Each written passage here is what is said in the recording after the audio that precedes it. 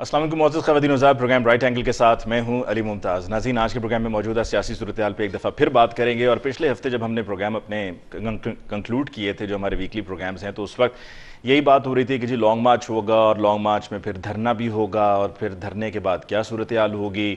और core committee का इजलास गुज़श्ता हफ्ते इतवार को हुआ था और उस वक्त फिर ये ऐलान हो गया था। और उससे 2 रोज़ पहले जब मुल्तान का जलसा था, तब ये एक्सपेक्ट किया जा रहा था कि शायद इस जलसे में अनाउंस हो जाएगा, क्योंकि यही पहले कहा गया था कि जलसे में होगा। फिर 2 रोज़ के लिए उसको मौखर किया गया और मौखर भी इस वजह से कि थोड़ी सी स्पेस दी जा रही थी कि शायद जो बात मांगी जा रही है, जो मुतालबा किया जा रहा है, मुतालबा मंजूर हो जाएगा। लेकिन फिर कोर कमेटी का इजलास हुआ और ऐलान हुआ और ऐलान के बाद फिर 25 मई को लॉन्ग मार्च का आगाज़ हुआ। लॉन्ग मार्च का आगाज़ पेशावर से हुआ। इससे पहले जितने भी लॉन्ग मार्च हैं कराची से शुरू होते रहे हैं, लाहौर से शुरू होते हैं, लेकिन this was one of its kind के जहां पर केपीके से पीटीआई का लॉन्ग मार्च शुरू। उसके पीछे यकीनन सबसे बड़ी वजह यही थी कि केपीके में गवर्नमेंट है पाकिस्तान तहरीक इंसाफ की, और इस लॉन्ग मार्च के आगाज़ से पहले जो गिरफ्तारियों की कोशिशें की गई थी, जो घरों पर छापे मारे गए थे पीटीआई के वर्कर्स, पीटीआई की लीडरशिप पे, तो वही वजह थी कि केपीके में जाकर सब बैठ गए थे। और सब क्या, कोई शायद जो मेन लीडरशिप थी पीटीआई की वो केपीके में थी, अपने अपने हलकों में या अपने इलाकों में मौजूद नहीं थे। शाह महमूद कुरैशी साहब भी केपीके में थे, सियालकोट से उस्मान डार साहब हैं, वो भी वहीं पर थे, फ़ारूक हबीब साहब भी इसी तरीके से वहीं पर थे, और फवाद चौधरी साहब अपने इलाके में आ गए थे। यहाँ जो लाहौर की पाकिस्तान तहरीक इंसाफ की लीडरशिप है वो यहाँ पर थी। हत्ता कि हलीम आदिल शेख साहब, जो कि पीटीआई सिंध से उनका ताल्लुक है और मेंबर प्रोविंशियल असेंबली सिंध हैं, अपोजिशन लीडर हैं, वो भी वहाँ पर जाकर केपीके में बैठे हुए थे। फिर जब ये लॉन्ग मार्च का आगाज़ हुआ तो हमने देखा कि रस्ते में जो रुकावटें थी मोटरवे पर, उनको पाकिस्तान तहरीक इंसाफ की तरफ से अबूर किया गया और वहाँ पर अबूर करते हुए शेलिंग भी हुई। उमर अयूब साहब का हमने देखा कि उन पर काफ़ी तशद्दुद हुआ और पुलिस के साथ उनकी कन्फ्रंटेशन थी। लेकिन एक बात मैं बहुत अच्छी तरह से जानता हूँ और अपने तजुर्बे की बुनियाद पर जानता हूँ कि जैसा कि 2016 में जब परवेज़ खटक साहब आ रहे थे, वो उस वक्त सीएम थे केपीके के और उनके साथ सारी फोर्स थी जो सीएम केपीके की होती है, और उसके अलावा उनके सारे एमपीएस भी उनके साथ थे। लेकिन उनको वहाँ पर पुलिस ने रोके रखा 2016 में, तब भी पाकिस्तान मुस्लिम लीग नवाज़ की हुकूमत थी। और फिर वहीं पर थे कि जब ये अनाउंस हो गया कि जी हम ये जो इस्लामाबाद शहर को बंद करने की बात कर रहे थे, ये हमने अब कैंसिल कर दिया है। और फिर सुप्रीम कोर्ट का फैसला आ गया था जिस पर फिर जुडिशल कमीशन की बात हुई थी, तो तब भी आगे आने नहीं दिया गया था। तो आज यानी कि 25 तारीख को भी अगर ये पंजाब पुलिस चाहती या फेडरल गवर्नमेंट चाहती कि जी आगे नहीं आने दिया जाएगा, तो आगे वाकई में नहीं आने दिया जाना था, और अगर आ भी जाते तो ज़्यादा वक्त लगता। लेकिन बहरहाल फिर भी वक्त काफ़ी लगा और खान साहब इस्लामाबाद पहुँचे, रात में लेट पहुँचे, और डी चौक पर हमने देखा कि जो आंसू गैस की शेलिंग की गई, वहाँ पर फैमिलीज़ भी थी, बच्चे भी थे, बड़े भी थे, बूढ़े भी थे, तमाम सेगमेंट्स ऑफ द सोसाइटी के लोग वहाँ पर मौजूद थे। और उस पर बड़ा उस पर रद्द अमल आया लोगों की तरफ से कि जी आपने ये नहीं देखा कि सामने फैमिलीज़ हैं, बच्चे हैं, और हम एक पीसफुल प्रोटेस्ट कर रहे हैं और आपने शेलिंग कर दी। फिर लाहौर में भी शेलिंग हुई, डॉक्टर यास्मीन राशिद साहिबा की गाड़ी के साथ जो हमने देखा कि पुलिस ने किया। वहाँ पर पुलिस वर्दी में भी थी और वर्दी के अलावा भी कुछ लोग वहाँ पर थे जिन्होंने नकाब किया हुआ था, उनके हाथ में भी डंडे थे और उन्होंने भी कुछ गाड़ियों पर डंडे सोटे चलाए। पीटीआई के लॉयर्स बस में थे, एक उन पर डंडे सोटे चले, उनको गिरफ्तार किया गया। पीटीआई की जो खवातीन थीं वो एक बस में थीं जिसमें तमाम खवातीन ही थीं, उन पर भी डंडे सोटे चलाए गए और लग रहा था कि किसी बात का गुस्सा इन पर निकाला जा रहा है और मुकम्मल इजाज़त है कि जो जी में आता है वो करो। और फिर शीशे भी तोड़े गए। और फिर उसके बाद रात के वक्त हमने देखा कि लिबर्टी पर भी इसी तरीके से पुलिस की पीसफुल प्रोटेस्टर्स पर शेलिंग हुई। और कराची को हम किस तरह से बुला सकते हैं, कराची में भी ये हुआ। अच्छा, पीटीआई लाहौर की जो लीडरशिप थी वो लाहौर की हद तक महदूद रही, जा नहीं सकी, कंटेनर्स बहुत ज़्यादा थे। हमाद अजहर साहब आगे गए, लेकिन उसके अलावा कोई भी और लीडर ऐसा नहीं था पाकिस्तान तहरीक इंसाफ का जो अपने वर्कर्स के साथ आगे जा सके। फिर खान साहब ने 26 तारीख को, कल सुबह, उन्होंने अनाउंस किया कि हमने जो धरना देना था वो अब धरना नहीं दे रहे हैं, अपने प्रोटेस्ट को ख़त्म कर रहे हैं और 6 दिन का हम टाइम दे रहे हैं। जिसके बाद अब ये डिस्कशन शुरू हो गई है कि क्या कोई डील हो गई है, कोई मामला तय हो गए हैं। जो 25 तारीख को भी इसकी इतलात आ रही थी, लेकिन उस पर रिबटल आया और पीटीआई की तरफ से कहा गया कि जी किससे मुज़ाकरात हुए, जिनके साथ होने हैं वो शाह महमूद कुरैशी साहब यहीं पर हैं, असद उमर साहब यहीं पर हैं, परवेज़ खटक साहब यहीं पर हैं, कंटेनर पर मौजूद हैं, यहाँ से छोड़ के कंटेनर को या लॉन्ग मार्च को बुकिंग गए नहीं है, तो फिर मुज़ाकरात किससे हुए हैं।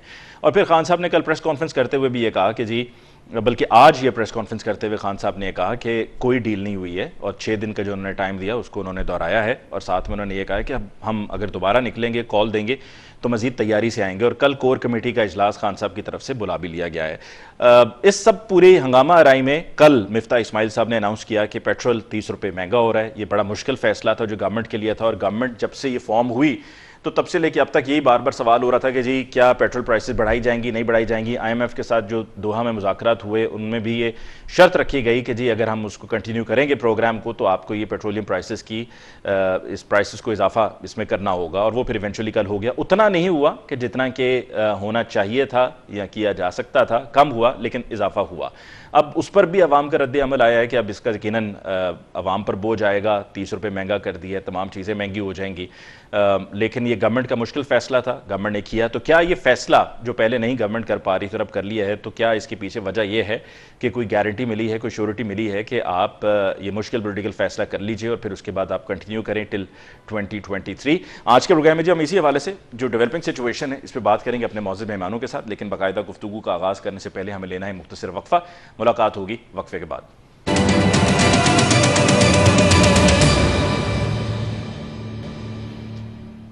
वेलकम बैक आफ्टर ब्रेक जी। डिस्कशन आज के प्रोग्राम में बाकायदा उसका आगाज़ करते हैं। हमें ज्वाइन किया है PMLN से राना एहसान अफजल साहब ने। साहब को बहुत बहुत शुक्रिया कि आपने हमें ज्वाइन किया। पाकिस्तान पीपल्स पार्टी से हमें ज्वाइन किया है हैदर ज़मान कुरैशी साहब ने। हैदर ज़मान कुरैशी साहब, आपको भी बहुत बहुत शुक्रिया for joining us show tonight. और जब से आपकी हुकूमत कायम हुई है तो आप पहली मरतबा हमारे साथ प्रोग्राम में शरीक गुफ्तगू हैं, तो आपको जी सबसे पहले तो मुबारकबाद। और अच्छा हुआ कि मैंने टाइमली मुबारकबाद दे दिया, क्योंकि रोज़ कोई ना कोई अफवाह ऐसी सुनने को मिलती है जिससे लगता है कि हुकूमत आज नहीं तो कल और कल नहीं तो परसों जा रही है। राना साहब, आपसे गुफ्तगू का आगाज़ करते हैं। मुश्किल फ़ैसला था पेट्रोल की प्राइसेस के बढ़ाने का, लेकिन ये आपने कर दिया पेट्रोलियम प्राइसेस। तो अब आगे के क्या प्लान्स हैं, और क्या अगर आपने ये मुश्किल फ़ैसला कर लिया है तो इसके बाद जो IMF के साथ आपके मुज़ाकरात चल रहे थे जिसमें कंडीशन रखी गई थी कि ये आपको करना होगा, वो आपने कर दिया है, तो क्या आप इस पर हम समझें कि आगे सब अच्छे की रिपोर्ट है और हमारी इकॉनमी में जो हमारे फॉरेन एक्सचेंज रिजर्व्स थे जो बिल्कुल ही कम हो गए थे, वो भी थोड़ी सी अब सिचुएशन बेहतर हो जाएगी, IMF से कुछ फंड्स रिलीज़ होंगे, और फिर IMF के साथ साथ और भी इदारे हैं, ADP है और इसके अलावा और भी हैं, तो उनसे भी हमें कुछ ना कुछ मिलेगा? बिस्मिल्लाहिर्रहमानिर्रहीम, बहुत शुक्रिया। देखिए, पाकिस्तान को जिस तरीके से कंगला करने की 3.5 साल की जो साजिश थी, जिसके अंदर मैं मोटी मोटी अगर बातें करूं तो 20,000 अरब रुपए से कर्जे में इजाफा, जो कि पाकिस्तान की तारीख का 80% हिस्सा है, जिसमें सर्कुलर डेट को जो है 1,000 अरब से 2,500 अरब कर देना, जहां टैक्स कलेक्शन जो हम 11% ऑफ GDP पे छोड़ के गए उसको 8% पे लेके आना, और सबसे बड़ी बात फॉरेन रिजर्व्स को पिछले 8-9 माह के अंदर 20 अरब डॉलर से, स्टेट बैंक के मैं रिजर्व्स की बात कर रहा हूं, 10.8 अरब पे लेके आ जाना, और IMF के चलते प्रोग्राम को जो डिले का शिकार था PTI की तरफ से, उसके ऊपर यू टर्न लेना, अपने मायदों से वादा खिलाफी करना, और फिर वो बारूदी सुरंगें जो कि पेट्रोलियम की मद में वो बचा के गए। और ये मैं आपको फिर मैं बताता हूं कि पाकिस्तान को कंगला करने की कोई इन्होंने कसर नहीं छोड़ी। उसका रिवर्सल, उसको बेहतरी की तरफ ले जाने का सफर मैं समझता हूं शुरू हो गया है। और ये एक मुश्किल फैसला जिसके ऊपर हम समझते हैं कि अवाम के ऊपर जो बोझ डाला गया है 30 रुपए का, ये हमने खुशी से नहीं डाला, ये पाकिस्तान को बचाया है दिवालियेपन से जिसकी तरफ PTI लेके जा रही थी। और मैं समझता हूं कि जो आगे का सफर आपने पूछा, देखे मैं फिर ये कहूंगा कि हमारी कोशिश है कि हम एक आम आदमी को जो कि एक बजट जिसका जो है नहीं चल रहा, उसको टारगेटेड सब्सिडीज दें। ठीक है, उसको उसकी इमदाद करें। आपने सब्सिडीज की बात की और आपने कहा कि आम आदमी के लिए जरा मुश्किल को आसान किया जाए। सबसे पहले तो आपने पेट्रोलियम प्राइसेस में इजाफा कर दिया। यही जब PTI के दौर में होता था तो उस वक्त आपकी तरफ से बड़ी तनकीद होती थी। मिफ्ता इस्माइल साहब खुद तनकीद करते थे और कहते थे जी आपने जो बढ़ाया है और बढ़ाने की सूरत में आपकी IMF के साथ मामला ठीक हुए तो ये कोई अचीवमेंट नहीं है, और क्रिटिसाइज किया जा रहा होता कि जी पेट्रोल बम गिरा दिया गया, महंगाई हो गई, ये हो गया, वो हो गया। तो अब जब आप उसको खुद कर रहे हैं तो क्या अब आप एक्सेप्ट करते हैं कि they were in difficult times as well, और वो भी कोई खुशी से फैसले नहीं कर रहे थे? देखिए अली, इसको मैं नहीं समझता आप इसको जनरलाइज कर सकते हैं। वो इसलिए कि अगस्त 2021 में शायद हुकूमत पाकिस्तान तकरीबन 30 से 40 रुपए टैक्स और लेवी इकट्ठा कर रही थी। तो हम कह रहे थे कि हुकूमत इतना ज्यादा टैक्स क्यों इकट्ठा कर रही है। फिर इन्होंने जो मुआहदे किए IMF से कि 30 रुपए लेवी पे लेके जाना है, वो भी बात हुई, उसकी हमने तनकीद की बिल्कुल, और वो IMF की एक रिक्वायरमेंट थी। लेकिन तब डॉलर जो था, जब जो क्रूड ऑयल था, जो तेल था, उसकी कीमत जो थी वो $40 पे भी गई, जीरो पे भी गई। जब ये 50-50 रुपए टैक्स इकट्ठा करते थे, हमने तनकीद की। लेकिन जब इन्होंने पेट्रोल की कीमत कम की तो वो $90, क्रूड ऑयल $90 पे था। उसके बाद ये 130 पे गया। यानी कि पहली दफा पाकिस्तान की तारीख में आप जीरो टैक्स, जीरो लेवी इकट्ठा कर रहे थे, बल्कि ये गरीब मुल्क जिसको इन्होंने कंगला कर दिया, वो जेब से पेट्रोल पे सब्सिडी दे रहा था और उस सब्सिडी को कवर करने के लिए और कर्जे ले रहा था, जो कि पाकिस्तान की रिकॉर्ड सूद की शरह पे था। तो ये इन्होंने किया। हमने इसकी जो जब हालात बेहतर थे हमने तनकीद की, लेकिन इन्होंने साजिश की। इनको पता था ये जा रहे हैं और इनको पता था कि इनका टाइम ओवर हो गया है। आज हम जहां खड़े हैं, मैं समझता हूं आज तो हम इसको श्रीलंका बनने से बचा रहे हैं पाकिस्तान को, जहां इमरान खान ने इसको धकेल दिया था, जहां ये इस मुल्क की मईशत को तबाह करके जा रहे थे, आज तो हम उसको इधर से बचा रहे हैं। और आगे का सफर मुश्किल है। लेकिन पाकिस्तान को मैं समझता हूं कि हमने दिवालिया नहीं होने देना। पाकिस्तान को हमने बेहतरी की तरफ लेके जाना है। पाकिस्तान को हमने इस आम आदमी के जो महंगाई का जो दौर है और शायद और महंगाई बढ़े, उसको हमने आम आदमी को टारगेटेड सब्सिडीज देनी है, उसको रिलीफ देनी है जहां से हम दे सकते हैं। आटा भी महंगा हो गया। मुझे याद पड़ता है शहबाज शरीफ साहब ने भी कुछ दिन पहले कहा था कि जी आपको सस्ता आटा, आई बिलीव आटे की बात हुई थी, चीनी की हुई थी, लेकिन वेदर इट वाज चीनी या आटा, लेकिन ये कहा गया था कि जी चाहे उसके लिए अपने कपड़े भी बेचने पड़े मैं बेच दूंगा, ताकि आवाम को जो है वो सस्ता आटा या चीनी मिले। देखें, पंजाब में तो हमने आटे की कीमत पे 120 रुपए, मेरा ख्याल से 120 या 130 रुपए की कमी की है। इसी तरह घी में हम कमी कर रहे हैं। हम लोग सब्सिडी दे रहे हैं पंजाब के अंदर, जहां जो प्रोविंसेस का जो प्रोगेटिव है वो हम इस्तेमाल करते हुए पूरी कोशिश में है कि इसको सस्ता हम करें, और ये सब्सिडी आगे चलेगी। हम तकरीबन लगभग 16 अरब की सब्सिडी दे रहे हैं पर मंथ पंजाब के अंदर आटे के ऊपर। तो हम यही चाह रहे हैं कि ये जो चीजें हैं, जो एक आम आदमी की डेली जिंदगी की जरूरियात हैं, उधर हम उसको रिलीफ पैदा करें। और इंशाल्लाह ताला ये जो मुश्किल वक्त है, इसको हमने इकट्ठे होके, एक होके हमने इससे निकलना है और इस मुल्क को जो है वो बेहतरी की तरफ लेके जाना है। जी हैदर ज़मान गोई साहब, आपकी तरफ आते हैं। इकॉनमी पे भी आप अपनी राय दे सकते हैं, लेकिन चूंकि पाकिस्तान पीपल्स पार्टी की सियासत हम सब जानते हैं कि आप डेमोक्रेसी के लिए, जमहूरियत के इस्तेहकाम के लिए आप लोगों का हमेशा से ये मोटो रहा है कि जी जमहूरियत जो है वो चलती है, सिलसिला चलता रहना चाहिए, जमहूरियत डीरेल नहीं होनी चाहिए।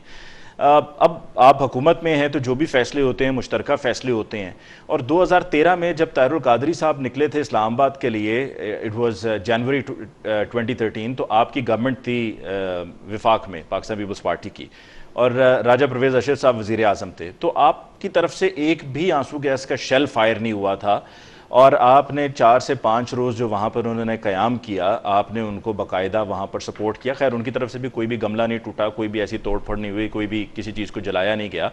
लेकिन अब की बार आपने देखा है कि आप ही की गवर्नमेंट है, जॉइंट कोलिशन गवर्नमेंट है, और जितनी आंसू गैस की शेलिंग कराची में आपकी गवर्नमेंट है, सिंध में आपने वहाँ पर की, पंजाब में हुई, इस्लामाबाद में हुई, तो क्या आप उसको एंडोर्स करते हैं? बहुत शुक्रिया अली, आपको उम्मीद है मेरी आवाज आ रही होगी। जी, आई कैन हियर। देखिए, आप यकीनन मवाजना कर सकते हैं 2014 का जो धरना था उसके साथ भी, और उससे पहले जब पाकिस्तान पीपल्स पार्टी की हुकूमत थी, फिर और भी धरने हुए, TLP का भी था, और भी लोगों ने आकर इस्लामाबाद में प्रोटेस्ट भी किया, धरने की कोशिश भी की।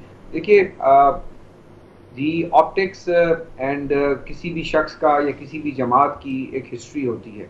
कोई इनफरादी फ़र्द हो, उसका पहली बारी अगर वो गाड़ी चोरी करे तो कोर्ट्स थोड़ी lenient होती हैं, लेकिन जो हैबिचुअल चोर हो या गलत बयानी करे तो वो उसके ऊपर एक और व्यू लिया जाता है। देखिए, बहुत सारी ऐसी हैं जो शायद आम हालात में ना हो, लेकिन जब आपके पास इंटेलिजेंस इदारों से, पाकिस्तान के बहुत कॉम्पिटेंट इंटेलिजेंस सिविल मिलिट्री इदारे हैं, वहाँ से आपके पास इंफॉर्मेशन हो जो कि हाईएस्ट फोरम पे शेयर भी की गई, और जहाँ पर ये भी इतलात हों और असला भी बरामद हुआ हो, और उनके जो सीनियर लीडरशिप है पीटीआई की वो ऑन रिकॉर्ड हो कि जला दो, गिरा दो, मार दो, आग लगा दो, जेलें भरो, और खुद वो जमानतें करा लेते थे, ऐसे भी इनके कायदीन थे। तो इस फजा में आप जो है on the face of it इनको नहीं ले सकते, तो जाहिर है आपको तैयारी करनी है। दूसरी बात बड़ी अहम है कि जहां आइन का आर्टिकल 9 है या 15 या 16 है, फ्रीडम ऑफ मूवमेंट है, एक्सप्रेशन है, प्रोटेस्ट है, ये सब क्वालिफाइड राइट्स हैं और ये रेगुलेट होती हैं with reasonable restrictions under the law in the interest of public order and safety.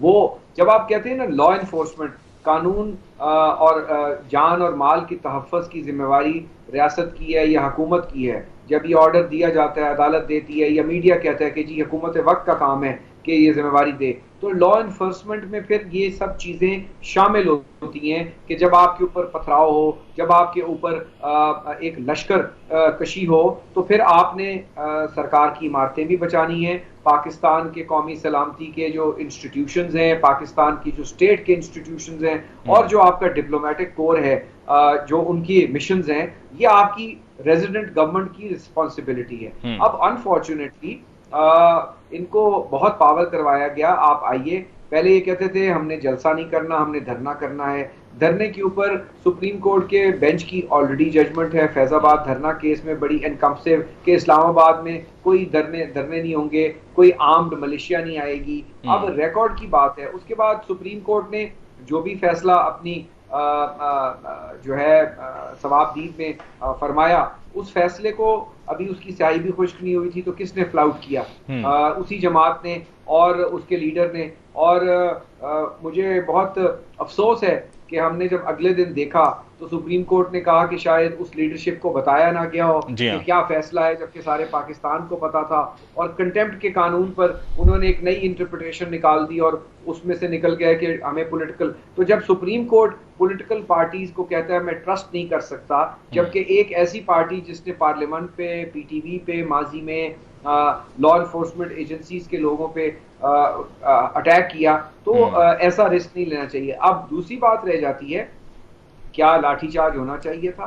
क्या आपने, तो ये जो है आंसू गैस का इस्तेमाल, ये तीनों चीजें, रबर बुलेट्स, आंसू गैस, वाटर कैनन्स, ये तमाम उस बुक में है। ये कोई एक हुकूमत इस्तेमाल नहीं करती, इनकी हुकूमत ने भी किया, ये एसओपीज में है, क्योंकि मकसद ये होता है कि क्राउड को विदाउट लॉस ऑफ लाइफ उस एरिया से पीछे रखा जाए जिसको कहा गया है प्रोटेक्ट करने के लिए। जब इस्लामाबाद में अलाउ कर दिया तो आप F9 में जाते, और जब सुप्रीम कोर्ट ने कह दिया कि F9 में इजाजत दें, तो majority of the law enforcement agencies जो थी वो तो वहां मूव कर गई थी। लेकिन उसके बाद खान साहब और उनके जो नौरतन हैं, उन्होंने डी चौक में जो आके किया, और अब आप अगले दिन जब आप देखें तो इस्लामाबाद का जो मंजर गया है, और जो सुनामी बिलियन ट्री के नतीजे में जो इन्होंने दरख्त लगाए थे सब जला दिए, करोड़ों के मेट्रो स्टेशन जला दिए, आपने क्या ऑप्टिक्स, क्या विजुअल्स दिए। लेकिन हैदरजमान कुरैशी साहब, I am sorry to interrupt you over there. हां जी, बिल्कुल, this is the point that I want to raise. हुआ है उसकी बहुत तकलीफ है, और कोई भी गवर्नमेंट खुशी से नहीं करती। और पाकिस्तान पीपल्स पार्टी ने, या माजी में हमने ऐसा इसलिए नहीं किया कि वो बातचीत करते थे, ताहिरुल कादरी साहब बातचीत करते थे।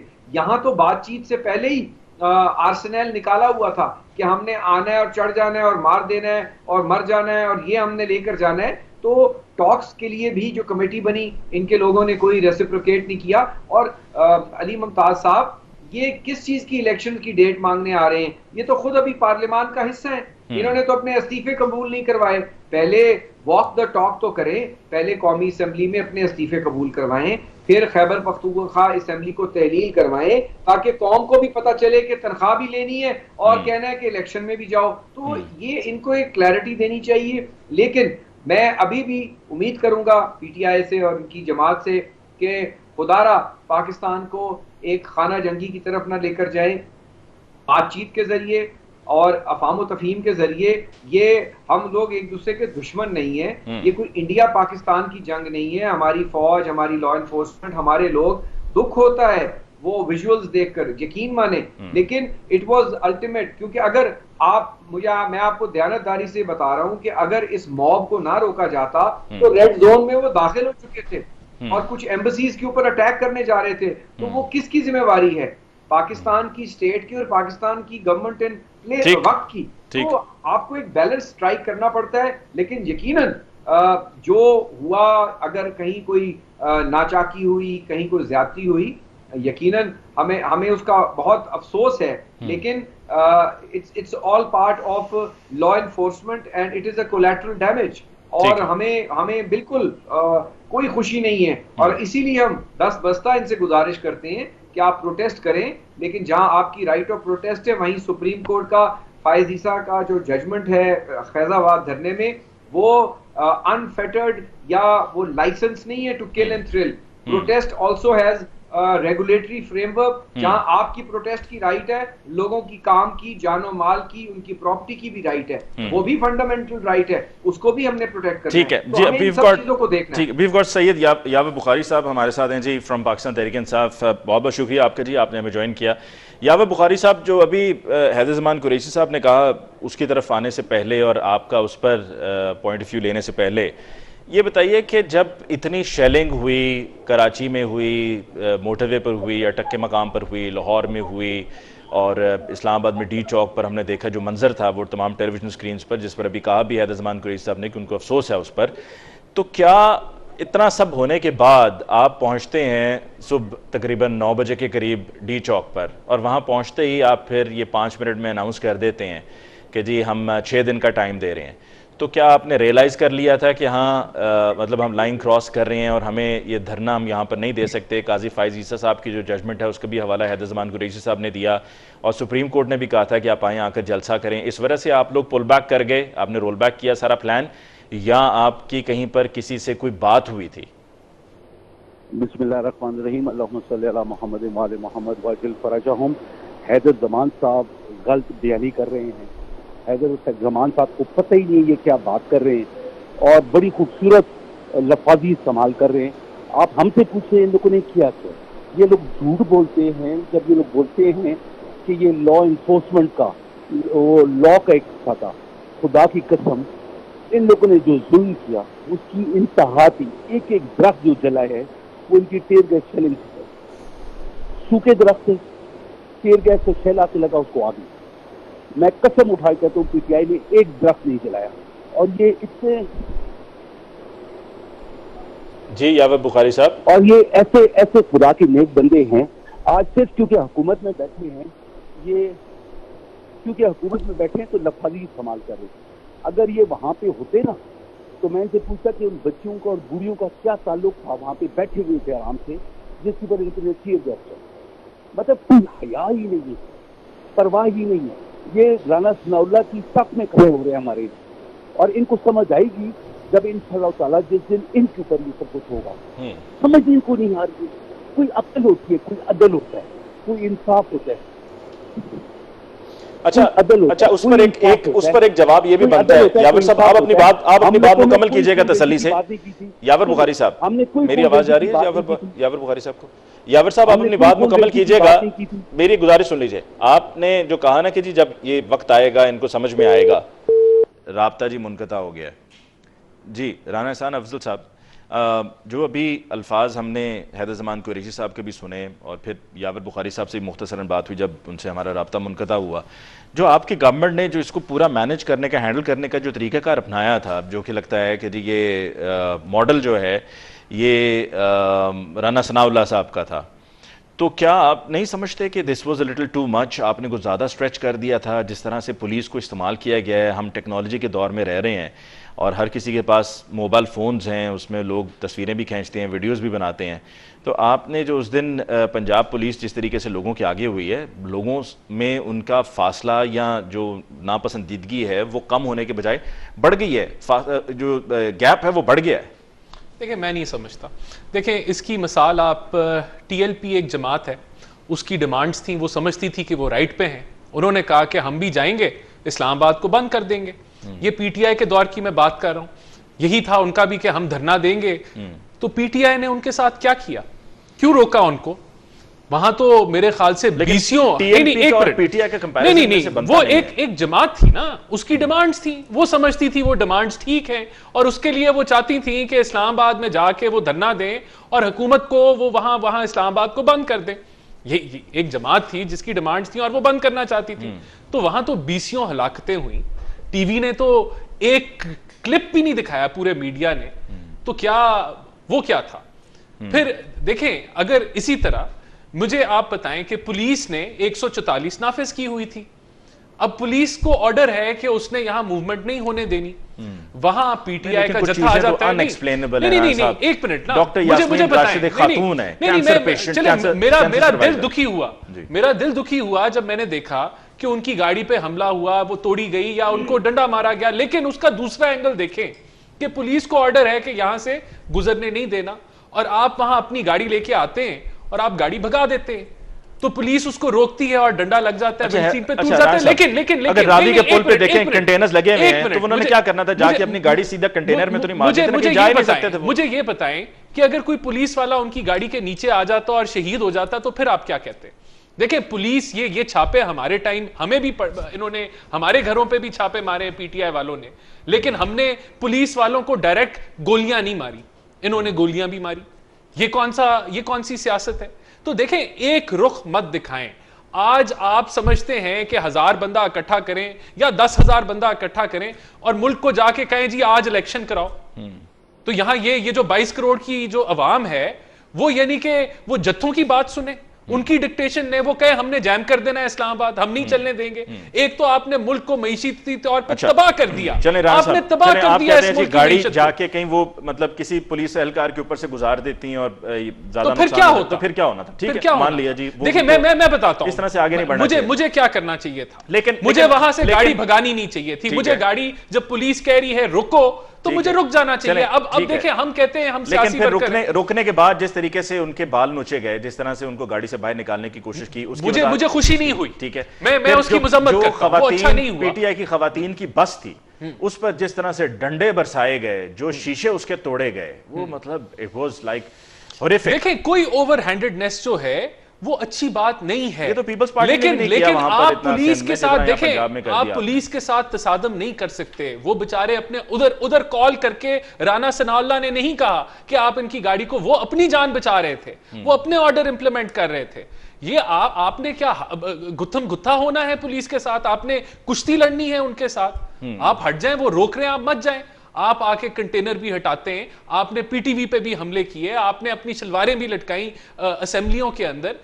अगर ये बनाना है आपने पाकिस्तान को, तो फिर पहले तो देखें, मैं तो सबसे पहले वैसे शेलिंग जितनी आपके दौर में, आपकी हुकूमत में होते हुए मैंने पर्सनली खुद भी देखी है ना, इतनी मैंने कभी, पीपल्स पार्टी ने तो खैर इस तरफ जो जाते ही नहीं है। नहीं, मैं शेलिंग के हक में नहीं हूं। हाँ, लेकिन क्या शेलिंग से कोई हलाकत हुई? अल्लाह ना करे होनी भी नहीं चाहिए, कतई नहीं होनी चाहिए, लेकिन अवाम को डिस्पर्स करने का एक तरीका है, वो तरीका इस्तेमाल किया गया। हमने नहीं कहा आप शेलिंग करें, उनकी एसओपीज है, उन्होंने की, हमारे पे भी शेलिंग्स हुई और वीडियोस जा रही हैं कि जो टीचर्स का जो प्रोटेस्ट था, जब वो अपनी तनख्वाहों के लिए निकले थे, तो जितनी शेलिंग पीटीआई ने की थी, चलाएं वो क्लिप्स, पूरा इस्लामाबाद जो है धुआं धुआं हो गया था। तो ये वो बातें ना करें जो आप खुद करते रहे। आपकी खुद ये एसओपी थे, आपकी खुद ये प्रैक्टिस थी, आपने तो टीचरों के ऊपर जो है ये शेल्स गिराए। आज आप कहते हैं, देखें, आपने इस मुल्क को चलाना है, ये मुल्क को आप रोक के नहीं बैठ सकते। और ये किसी पार्टी, देखें, हमने भी लॉन्ग मार्च की, हमने क्या जाके कहा कि हम इस्लामाबाद को जो है वो जाम कर देंगे या पाकिस्तान को जाम कर देंगे, हमारी बात सुनो वरना हम ये कर देंगे? नहीं, हम एक आईनी तरीके से आए। तो इस मुल्क को आइन के साथ, आइन के मुताबिक चलने दें। इस मुल्क को जिस नगर पे आप ले आए हैं, जिस दिवालियेपन की तरफ आप ले जा रहे थे, अब इसके अंदर खंजर मत घोंपे इस मुल्क के अंदर, और इसके अंदर सुराख मत करें। पॉलिटिकल इंस्टेबिलिटी लाके इस मुल्क की मईशत को तबाह करके श्रीलंका मत बनाएं। ये एजेंडा है आपका। 4 साल में आपने इस मुल्क के एक एक शोबे को आपने ठोका, एक एक शोबे के अंदर आपने पस्ती लेके आए, और आज आप एक झूठे बयानिए के ऊपर तमाशा लगाए बैठे। देखें, मैं तो समझता हूं कि ये अच्छा किया। क्या आपको लगता है कि पाकिस्तान मुस्लिम लीग नवाज ने ओवर द इयर्स कुछ सीखा है, या अभी भी माइंडसेट पीएमएलएन का वही है जो 2018 में था? और क्या आप समझते हैं कि ब्यूरोक्रेसी को और पुलिस को पीएमएलएन अपने सियासी मकासद के लिए इस्तेमाल करती है? अली, मुझे आपकी आवाज जरा ब्रेक हो रही है, मैं जी सुन नहीं पाया आपका जी पूरा सवाल। जी, मैं अभी आवाज़ आ रही है जी, सवाल दोहरा दूं? आप बताइए। जी, मैं ये अर्ज़ कर रहा हूँ कि आप क्या समझते हैं कि पीएमएलएन की सियासत में कोई बदलाव आया, कोई बेहतरी आई है? बिकॉज आपकी पार्टी भी, you have been critic of the way PMLN has been ruling over the years, तो क्या कोई बेहतरी आई है या अभी भी आपको लगता है कि वही 2018 तक का जो माइंडसेट था वही था? क्योंकि जब मॉल टाउन का ये सानिया हुआ था तो आप मॉल टाउन के जो शोहदा थे, जो लवाकिन थे, आप उनके साथ खड़े थे और आप बल्कि थाने तक भी गए थे एफआईआर वगैरह भी दर्ज करवाने, और फिर आपने बाद में भी उनको सपोर्ट किया। तो क्या कुछ बदलाव आया या वही है? और क्या आपको लगता है कि पीएमएलएन अपने सियासी मकासद के लिए ब्यूरोक्रेसी को और पुलिस को पंजाब में इस्तेमाल करती है? देखिए, being a part of the government and ally, मैं नहीं समझता कि मैं इस सवाल पर कोई ज्यादा बात कर सकता हूं, क्योंकि एक event can not be the basis of giving a final opinion या एक चलें, आप assessment क्रिटिसाइज ना कि करें, अगर एक आप जमात the other way could be, नहीं, आप कह सकते हैं कि नहीं, अगर they have मैंने करना improved। भी होगा तो नहीं, क्रिटिसिज्म की बात नहीं है, प्लीज। क्रिटिसाइज ना करना भी होगा तो we can give our opinion, और हमने फैसलाबाद में जो एफआईआर्स हुई, हमने उसके ऊपर अपना पॉइंट ऑफ व्यू दिया कि ये बेहतर था कि आप ये चीजें ना करें। इत्तेहादी का ये काम नहीं होता कि सिर्फ अच्छी चीज की ढोल पीटे, और अगर कोई गलती हो रही है तो एज इन गुड फेथ आप चीजों को पॉइंट आउट करते हैं when you are part of the government. मैं समझता हूं कि जिस एनवायरनमेंट में, जिस हिस्ट्री से, आपके घर के बाहर मैंने आपको एग्जांपल दी कि एक ऐसा शख्स है जिसने 10 कत्ल किए हुए हैं और वो क्लाशनकोफ लेकर आ जाता है, तो the probability of he doing the 11th homicide is much higher than someone जो जो जो किसी एक फर्स्ट टाइमर है और किसी मजबूरी में कर रहा है या कुछ कर रहा है, या जिसकी एक हिस्ट्री नहीं है। इस केस में एक ऐसी जमात थी जिसके ऊपर एंटी टेररिस्ट कोड के पर्चे हुए 2014 के अंदर, जिसने पार्लियामान पे, जिसने पीटीवी पे हमला किया, जिसकी एक तसद्दुद की हिस्ट्री है। पीएमएलएन के मुतल्लिक भी आपकी हो सकता है राय ये हो, और कुछ ऐसे वाकयात हुए जो शायद नहीं होने चाहिए थे, लेकिन एट दैट टाइम उनसे एक सिचुएशन उन्होंने कन्फ्रंट की।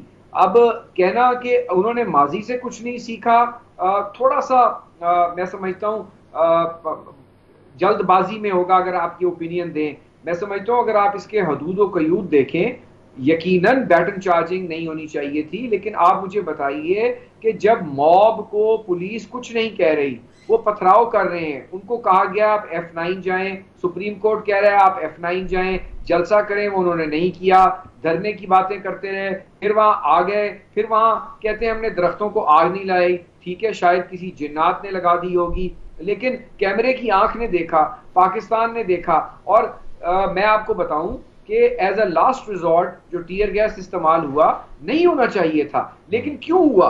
उन्होंने कंटेनर्स जंप करके वो पार्लियामेंट तक और डिप्लोमेटिक एनक्लेव तक पहुंच रहे थे। अब आप नहीं मुझे सर, ये बताइए, जरा ज्यादा अगर हो जाता है उस वक्त सर, पुलिस ये एक्ट बड़ा ना ज्यादा हो करे, जाता है सर। वहां पर तो जितनी देखिए, लेयर्स थी, ज्यादा हो गया आपने था देखा ना कि Why do you खवातीन और think? बच्चे थे। जी, देखिए, खवातीन और बच्चे थे तो खवातीन और बच्चों की आड़ में दहशतगर्दी भी तो करते हैं, काबुल में भी करते हैं और जगह भी करते हैं। खुद कुछ बम्बार, अभी जो चाइनीज पे हमला हुआ वो खातून ने किया ना, आप उनको एक लेवरेज देते हैं, लेकिन ये उस जमात की रिस्पॉन्सिबिलिटी है कि खवातीन और बच्चों को हरावल दस्ता बनाकर आप एक अपना ऑब्जेक्टिव, जबकि वो बिल्कुल अपने कॉज में आई होंगी और हम उनका एहतराम करते हैं, पॉलिटिव है, और उसमें मेंबरान पार्लियामेंट थी। हमें दुख है और यकीनन हमें इसकी तशवीश भी है, और हमने शेयर भी किया है अपने इत्तेहादियों से, लेकिन कहने का मतलब यह है कि आग अगर आप उसको नहीं रोकते, जिस तरह हुकूमत के हाथ बांध दिए सुप्रीम कोर्ट ने, अब सुप्रीम कोर्ट के जजों के अगर घर घुस जाएं, pardon me for saying that, या सुप्रीम कोर्ट के प्रेमिसेस में घुस जाएं और आप कहें कि जी क्योंकि इनके साथ खवातीन और बच्चे हैं, ठीक है, तो आप क्या ये अलाउ करेंगे? या कहीं ये पिंडी में चले जाएं और वहां वो GHQ के सामने ये घुस जाएं, क्या ये वहां जसारत करेंगे? ये तो US एम्बेसी के सामने शायद ना जसारत करें, क्योंकि आधे तो इनमें से ड्यूल नेशनल्स हैं। तो सवाल ये है कि आपको कहीं मुल्क का भी सोचना है। एहतजाज करें, सारा साल करें, पाकिस्तान के हर कोने में करें और पुरअमन एहतजाज करें। मैं नहीं समझता कि ये गवर्नमेंट हो या कोई भी गवर्नमेंट हो, वो पुरअमन एहतजाज से कोई डिसएग्री करेगी, लेकिन जो हुआ नहीं होना चाहिए। और जिस तरह बुखारी साहब भी फरमा रहे थे, अगर कहीं क्रॉस हुई है लाइन तो it is unfortunate and we would want के एक बामी इश्तराक से, एक कमेटी के जरिए आप एक प्लान बनाएं, आप एहतजाज करें, आप टॉक्स करें। पाकिस्तान से ये अगली और शेमफुल विजुअल्स नहीं जाने चाहिए। ये ना हमारे इंटरेस्ट चलें आप in your view Haider Zaman Qureshi साहब, in your view what was the reason that Imran Khan साहब पुल्ड बैक? अली, मैं अगर इस पे हकायक पे बात करूं तो शायद ज्यादा डिबेट हॉस्टाइल हो जाएगी। अल्लाह बेहतर जानता है। उनकी हो सकता है उन्होंने देखा हो कि ये मॉब जो है ये शायद आउट ऑफ कंट्रोल हो गया है। देखिए ना, जब आप मॉब को लेकर चलते हैं या किसी जलसे में इश्तिहाल दे देते हैं या एक खास टेम्परेचर ले जाते हैं, फिर शायद लीडरशिप के भी कभी कंट्रोल में मॉब नहीं रहता, चाहे उनके वर्कर क्यों ना हो, और लाइंस क्रॉस हो जाती हैं। तो शायद उन्होंने देखा होगा या उन्होंने एक मौका दिया होगा। और कुछ लोग ये भी कहते हैं कि नंबर्स ये नहीं थे, नंबर्स ड्विंडल कर जाने थे, धरना हो नहीं था सकता, तो उन्होंने कहा कि let's save the face for another day.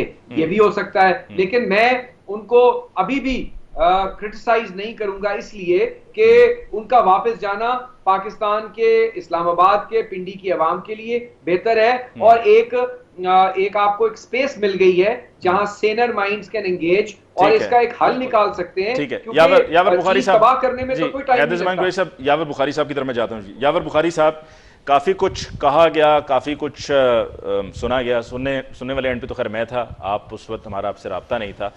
तो जो अब तक की डिस्कशन हुई है उसका मुख्तसरन ये लुबे-लुबाब ये है, जिस तरह भी राना साहब भी फरमा रहे थे कि जी देखिए, अगर और हैदर ज़मान कुरैशी साहब भी कह रहे थे कि एक मॉब होगा, और जिस तरीके से फिर डॉक्टर यास्मीन राशिद साहिबा का मैंने हवाला देते हुए कहा कि जो उनकी गाड़ी के साथ जो हुआ वो गलत हुआ, उन्होंने कहा जी उन्हें अफसोस है, लेकिन अगर आप इस तरह से गाड़ी यूं भगाएंगे और चढ़ दौड़ेंगे और फिर इस तरीके से आप जाकर पथराव करेंगे और पुलिस पर करेंगे, तो वहाँ पर राना सनाउल्लाह साहब तो उन्हें इंस्ट्रक्शंस नहीं दे रहे हैं कि आपने इस तरीके से उनको। अच्छा, मैं छोटी बात कर दूं, बहुत लंबा हो जाएगा। जी जी जी जी जी ये जो डॉक्टर यास्मीन राशिद साहबा की गाड़ी के साथ हुआ, गाड़ी खड़ी हुई थी जब इन बदबख्तों ने ये हरकत उनके साथ की, ये भी नहीं देखा एक बुजुर्ग औरत थी। फिर उसके अलावा इन लोगों ने जो इस्लामाबाद में टीएस शेलिंग की, क्लियर कट था कि सुप्रीम कोर्ट का एक ऑर्डर था कि इनका रास्ता ना रोका जाए, ये लोग आएंगे अपना जलसा करके वापस चले जाएंगे। मुझे एक दुकान को नुकसान बता दें, एक दरख्त जिसको पीटीआई के वर्कर्स ने जलाया हो, एक मेट्रो से हैदर ज़मान साहब ने सफाफ झूठ बोला है कि मेट्रो का करोड़ों का नुकसान हुआ, कि एक मुझे स्टेशन जला हुआ दिखा दे। मतलब खुदा का वास्ता है यार, हुकूमत में बैठने का मतलब ये नहीं है कि आप लोग फिरौन और यजीद बन जाएं।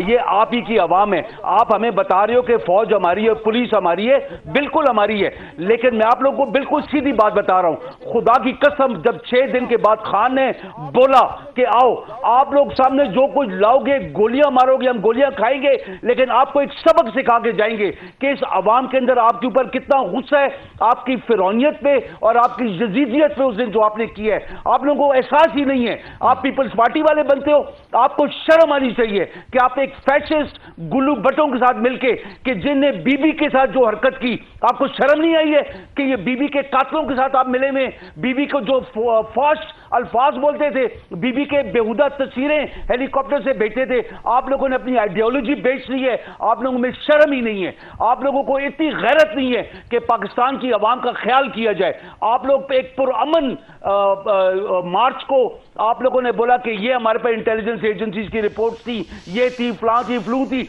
आपके पास ये नहीं पता है कि अयान अली जरदारी के कितने डॉलर्स लेके गई है बाहर, यॉट्स के ऊपर आपके कितने डॉलर्स मार गए, वो इंटेलिजेंस रिपोर्ट्स को आप एक्सेप्ट नहीं करते। आप लोगों को झूठ एक्सेप्ट करना आता है। हैदर भाई, आपसे तो मैं तवक्को ही नहीं करता था कि आप एक, वो कह रहे थे कि आप एम्बेसी पे हमला करने वाले थे, और आप एम्बेसी तक जाना था। शफाफ झूठ बोले टीवी पे आके।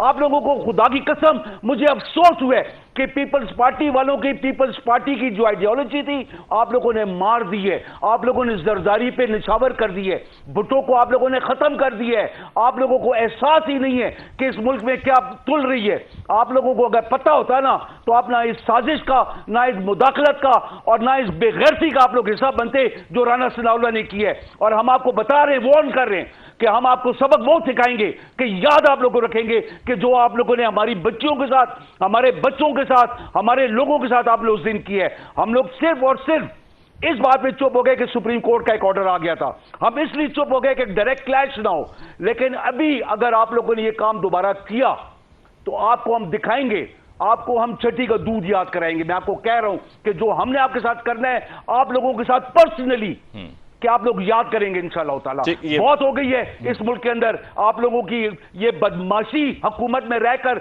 जो आप लोग करते हैं। जिस तरीके से इन लोगों ने जीबी के सीएम के ऊपर पर्चा की है कि वो इधर आया है, तो मुराद शाह नहीं आता था बिलावल के साथ, ये लोग नहीं आते थे लॉन्ग मार्चेस के अंदर, उनके ऊपर तो पर्चा कभी भी पीटीआई ने हुकूमत ने नहीं किया। इनके कभी हमने रास्ते नहीं रोके, हमने इनको खुला आने दिया। ये इनकी डेमोक्रेसी है। ये लोग कहते हैं कि ये जमहूरियत है, ये लोग फिरौन हैं, ये लोग यजीद हैं, ये लोग हर वो हैं कि जो हिटलर के पैरोकार हैं। ये लोग वो काम करते हैं कि जब हुकूमत में होते हैं तो अपनी ये दहशतगर्दी हम पे जमाते हैं। ये मॉडल टाउन के कातिल राना सनाउल्लाह और शहबाज शरीफ ये बातें करते हैं। ये राना सनाउल्लाह क्या समझते हैं कि यहां पे कत्ल करेगा तो बच जाएगा? खुदा की कसम ये करके दिखाए, ये एक बंदे को नुकसान पहुंचा के दिखाए। हम राना सनाउल्लाह के पीछे डायरेक्टली खुद जाएंगे, हम इसको बताएंगे कि किस भाव तुलती है इस मुल्क के अंदर। बहुत हो गई है, अपनी इंटीरियर मिनिस्ट्री के दम के ऊपर हमारे ऊपर रोब न जमाए, ना हम इसका रोब मानते हैं। ये एक दहशतगर्द है जिसने 22 कत्ल किए बकौल वो शेर अली के। मतलब क्या बातें कर रहे हैं, आधे से ज्यादा क्रिमिनल इनकी कैबिनेट है और ये हमें बताते हैं कि ये क्या कर रहे हैं।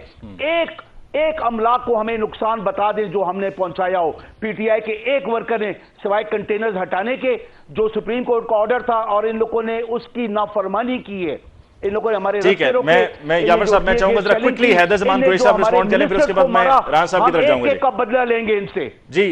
आपकी तरफ आता हूं हैदर ज़मान साहब, क्विकली जरा, फिर भी उसके बाद मुझे राना साहब की तरफ जाना है और फिर कंक्लूड करना है जी।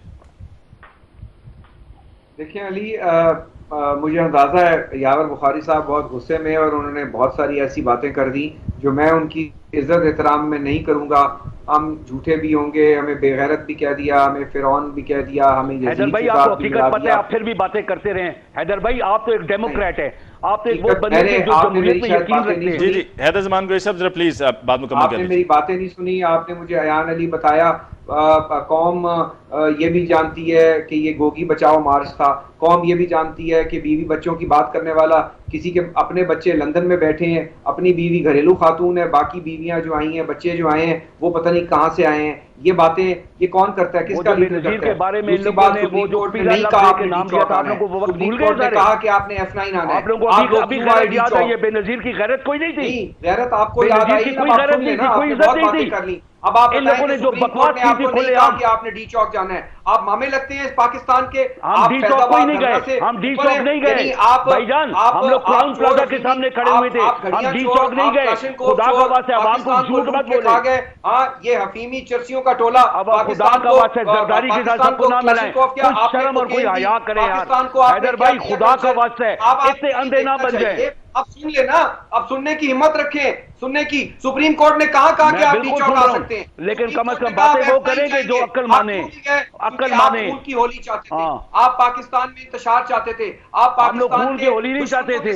खून की होली वही चाहते जिन्हें आपकी वज़ीर आज़म को जिन्हें बेहुदा इक़ाब से नवाजा। जी मैं हैदर ज़मान कोई साहब और यावर साहब जरा मैं चाहूंगा कि चूंकि प्रोग्राम को कंक्लूड भी करना है, हमारे अंदर ये हरकतें नहीं है। Pakistan I have got to give some time ji. Rana sahab respond करना चाह रहे थे। देखिए ये लोग इनको तब शर्म नहीं आई, इनको शर्म नहीं आई जब ये गद्दारी के पर्चे हमारे पे काट रहे थे, तब इनको शर्म नहीं आई। यावर साहब और हैदर साहब इनको शर्म नहीं आई जब ये फरियाल तारपुर को रात को 12 बजे सीट के गिरफ्तार कर रहे थे, इनको शर्म नहीं आई। हैदर ज़मान साहब और यावर साहब प्लीज आपसे रिक्वेस्ट है, प्लीज जरा राना साहब की बात सुन ले प्लीज। अजीब बंदे हैं हैदर साहब, यावर साहब प्लीज जरा राना साहब की बात सुन लीजिए प्लीज। कि जिनके पास माँ बहन की इज्जत का ख्याल ही नहीं है। Sir we got to give some time to Rana साहब जी। राना साहब आप प्लीज बात कीजिए। देखिए इनको हैदर साहब, हैदर ज़मान कोई साहब, देखिए इनको ये वो टोला है पीटीआई का जिसने गद्दारी के पर्चे ऑपोजिशन पे कराए, इनको शर्म नहीं आई।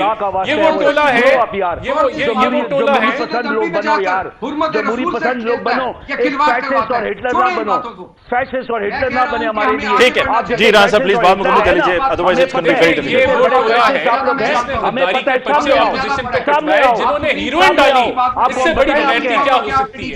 ये वो टोला है जिसने कत्ल किया पुलिस वाले का, जो कि आज तक कभी नहीं हुआ।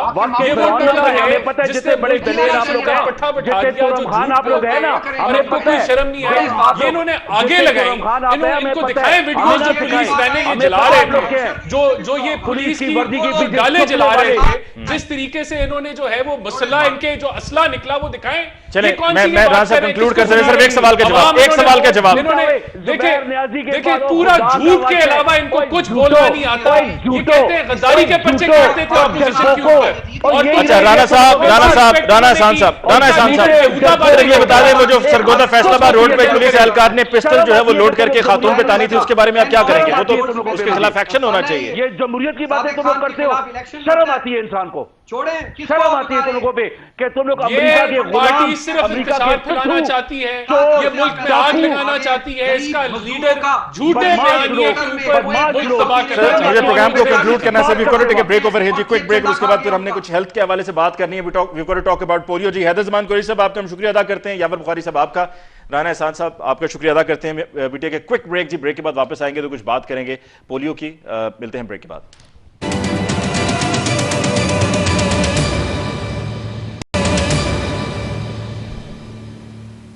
नाज़रीन welcome back after break. Program के आखिरी हिस्से में हम जी क्विकली बात करेंगे पोलियो को लेकर और पोलियो की वैक्सीनेशन को लेकर। यकीनन कुछ सवालात लोगों के जहन में हैं, लेकिन हमारी कोशिश यही है कि ज़्यादा से ज़्यादा लोगों तक ये इन्फॉर्मेशन पहुंचाई जाए, आगाही हमारा मकसद है जी। हमें ज्वाइन किया है डॉक्टर कैसर सज्जाद साहब ने, जनरल सेक्रेटरी हैं पाकिस्तान मेडिकल एसोसिएशन के। डॉक्टर साहब आपका बहुत बहुत शुक्रिया कि आपने हमें ज्वाइन किया।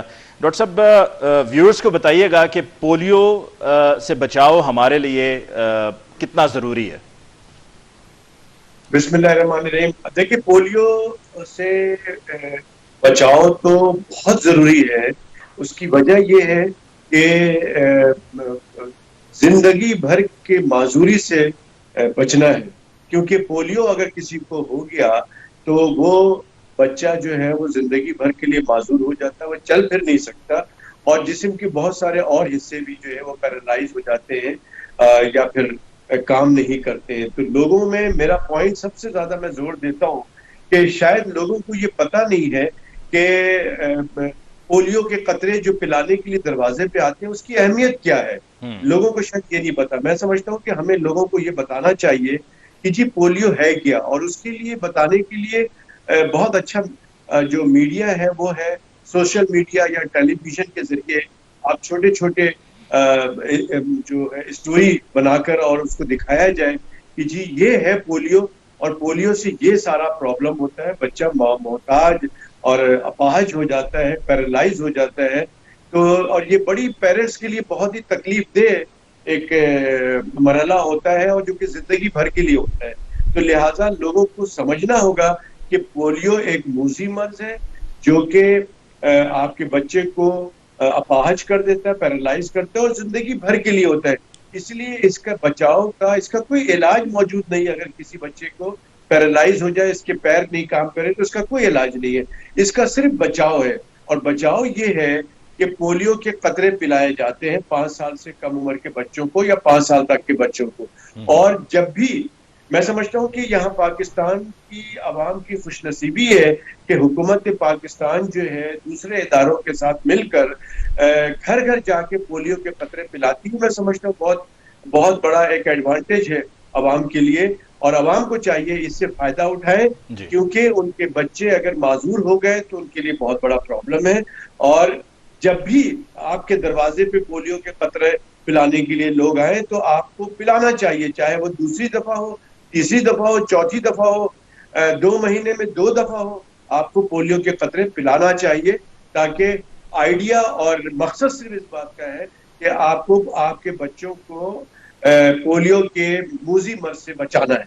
बिल्कुल सही जी। डॉक्टर साहब प्रोग्राम का वक्त भी खत्म हो गया है और बहुत कम वक्त में आपने मुफीद मालूमात तमाम देखने वालों तक पहुंचाई। आपका हम शुक्रिया अदा करते हैं कि आपने हमें ज्वाइन किया। नाज़रीन इसके साथ ही आज के प्रोग्राम का भी वक्त खत्म हुआ चाहता है। मुझे अली मुमताज़ को आज के प्रोग्राम से दीजिए इजाज़त। अल्लाह ने के बान।